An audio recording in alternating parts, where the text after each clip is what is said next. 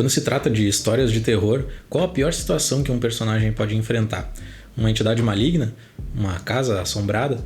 Provavelmente os fãs de filmes de terror devem promover esse tipo de debate entre eles, e é claro que dentro desse nicho deve haver algum consenso sobre o pior tipo de situação, etc. Mas o que esses filmes têm em comum? Existem muitas situações onde um indivíduo pode sentir medo, pode ser a iminência da dor física ou da perda de uma pessoa querida, mas o maior motivador do filme de terror é a proximidade com a morte do próprio personagem. E a partir desse ponto de vista que se constrói o filme Tempo, do diretor M. Night Shyamalan.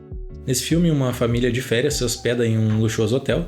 O gerente do hotel sugere a eles que passeiem um dia em uma praia isolada, que segundo ele é desconhecida para a maioria dos hóspedes, e só um pequeno público seleto é levado até lá. Só que algumas coisas estranhas começam a acontecer e os personagens percebem que, além de estarem presos nessa praia, lá o tempo se comporta de uma maneira diferente e todos começam a envelhecer mais rápido. Ou seja, o enredo desse filme já desperta o medo mais primordial de qualquer ser vivo, que é a morte. Mas não é uma morte devido a uma ameaça palpável ou visível, não é algo da qual se possa fugir. Nesse filme, o tempo é o vilão, já que é o tempo que leva todos os seres vivos ao seu fim inevitável. Mas na minha opinião, não é nesse ponto que se encontra o maior terror desse filme. Essa história se passa em uma praia, e quase toda durante o dia, uma abordagem ousada em filmes de terror, mas que a mim agrada muito, já que assim o filme consegue fugir um pouco de clichês e técnicas mais manjadas, de esconder um susto no escuro ou algo do tipo. É algo parecido com o que se vê nos filmes do Ari Aster, por exemplo, onde os elementos fílmicos usados para criar o medo vão além dos recursos batidos de filme de terror. O que se vê é o que provoca o medo, e não só o que se esconde. Quando a gente começa a ver os personagens envelhecendo, passando por mudanças, enfrentando suas crises e seus medos, a gente percebe o quanto pode ser perturbador passar por tudo isso em um pequeno espaço de tempo. Imagina só como deve ser perturbador enfrentar todos os problemas de uma vida em 1 ou 2 dias, o que é lindamente ilustrado em algumas cenas muito bem construídas. Além disso, em diversas cenas eu não pude deixar de lembrar de filmes como Amour, por exemplo, que falam sobre a chegada da idade e o medo que acompanha essa situação, ou em filmes que falam sobre a expectativa da morte, como Sétimo Selo, as tentativas de barganha e sobre como é difícil aceitar o fim, com todas as suas incertezas e dúvidas, e o quanto isso pode fazer aflorar sentimentos que o indivíduo não sabia que estavam ali. É por isso que, curiosamente, o filme Tempo funciona para mim tanto como um filme de terror, quanto como um drama. Não que ele deva se definir apenas como um ou como outro, mas mesmo deixando de lado toda essa parte mais terror clássico, né, de pessoas presas em um lugar onde elas enfrentam um grande perigo, ainda tem bastante conteúdo ali. Mas não é só de conteúdo que é feito esse filme. Logo nos primeiros minutos a gente já nota a maestria da linguagem imagética desse filme, com movimentos de câmera que contam histórias por si só, com lindos planos sequência que terminam em enquadramentos não só esteticamente maravilhosos, mas também perfeitamente significativos do ponto de vista narrativo. Tem também muito uso de reflexos, o que já nos dá um sinal de que esse filme se trata também de pessoas olhando para si mesmas, enfrentando os seus próprios problemas, e toda essa parte visual do filme é bastante forte. Ela não traz tantos elementos visuais de arte que construam a ideia de sonho, como nos filmes do Tarkovsky, por exemplo, onde os próprios cenários e a maneira como a câmera flutua por eles já montavam toda uma atmosfera que nos leva para dentro daquele sonho, mas a composição dos planos e a maneira como tudo se movimenta traz uma pegada fantasmagórica que consegue cumprir o dever de nos preparar para a tensão que ainda vai vir. Porém, eu achei muito triste a maneira como toda essa forma, que consegue ser bastante rica, é desperdiçada em vários momentos onde o diálogo se coloca de uma maneira extremamente intrusiva. Ele não serve para mais nada além de explicar aquilo que a gente já entendeu pela imagem. Sem exagero, em alguns momentos a forma como os diálogos sublinham, marcam, apontam o que a gente já está vendo chega a ser um insulto ao espectador.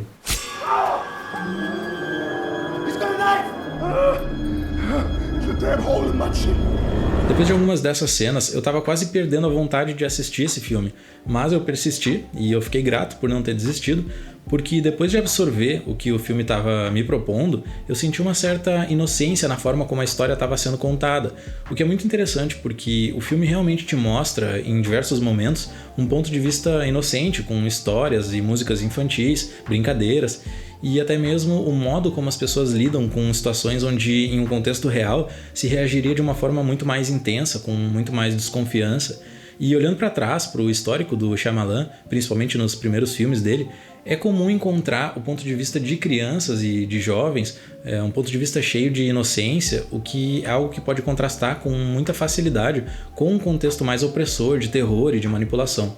Isso é algo que funciona excepcionalmente bem nos roteiros do Shyamalan, já que no final de muitos dos filmes dele, a gente tem uma virada inesperada, onde toda a inocência é quebrada e uma realidade mais perversa é jogada no nosso colo. Isso tudo ainda é mostrado dentro de um contexto extremamente onírico, não só pela história em si, que já é bastante surrealista, mas até a forma como os personagens reagem, nem sempre de uma maneira mais racional, mas também não sendo guiados por impulsos emocionais totalmente. É como se grande parte de todo o surrealismo que aqueles personagens estão vivendo fosse de alguma forma aceitável, fácil de convencer. E eu acredito que esse seja o tipo de coisa que não agrada a todo mundo, já que é muito comum ver pessoas comentando que não gostaram de um certo filme porque jamais uma pessoa agiria de tal maneira diante de tal situação. E é difícil para uma parte do público aceitar que isso é um filme, que é uma proposta de uma realidade que não existe, com personagens que não existem e vivendo uma situação que não existe. E é mais difícil ainda para esse público aceitar que a forma como as pessoas reagem não é para servir a um propósito realista de resolução do problema, e sim para ilustrar um pensamento maior ou uma metáfora, etc. Se a gente pensar nesse sentido, existem muitos filmes que trazem elementos oníricos, não só na arte, no cenário, figurinos, etc., mas nas situações, na maneira como os personagens interagem com elas. No filme Clímax, do Gaspar Noé, por exemplo, os personagens vão pouco a pouco vivenciando situações cada vez mais inacreditáveis e vão reagindo de maneira cada vez mais inesperada. Algo parecido a como é fácil aceitarmos as condições que nos são impostas em um sonho. Dentro de um sonho a gente não toma decisões totalmente racionais e também não tomamos decisões totalmente emocionais.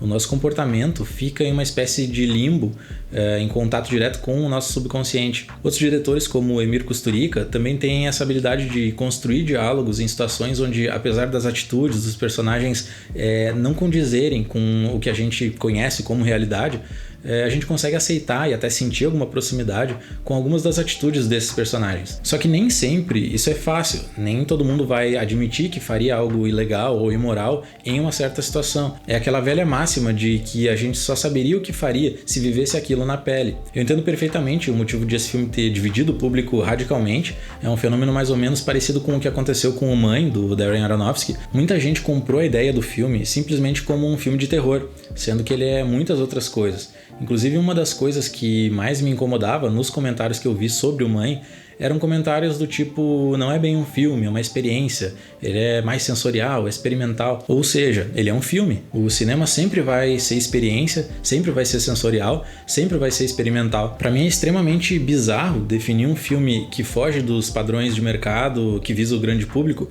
como algo que não seja cinema. Inclusive, para mim, é isso que é o cinema, isso que ele deveria ser, sempre fora do tradicional, sempre procurando novas formas de narrativa. Bom, eu vou ficando por aqui. Se gostou, deixa um like. Não se esquece também de se inscrever para não perder os próximos vídeos do canal. E até a próxima. Valeu!